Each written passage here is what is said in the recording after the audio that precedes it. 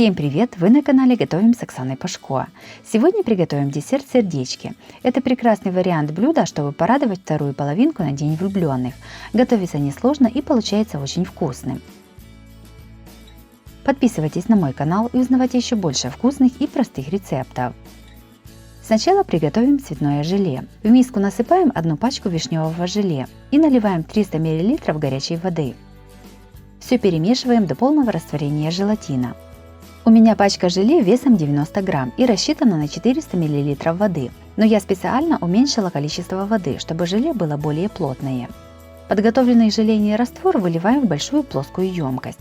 Толщина желе должна получиться около 1 см. Размер моей формы 24 на 30 см. Все ставим в холодильник застывать. Когда желе застыло, начинаем готовить вторую часть десерта. В мисочку насыпаем 17 грамм желатина и наливаем 60 мл воды комнатной температуры. Все перемешиваем и оставляем на 5-10 минут набухать желатин. В отдельную посуду наливаем 400 мл питьевого йогурта без добавок.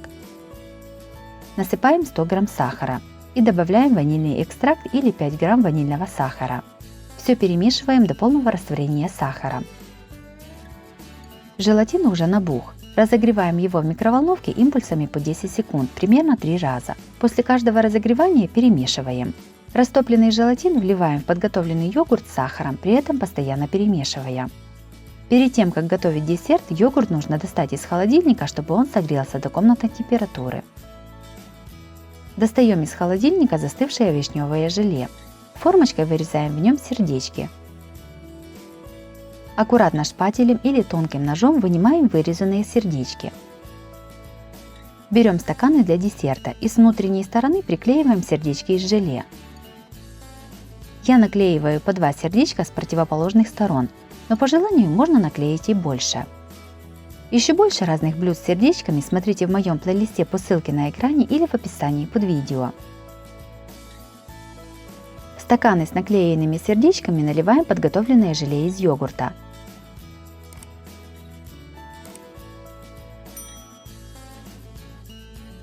Сверху на желе тоже аккуратно кладем сердечко из вишневого желе. Все ставим в холодильник застывать.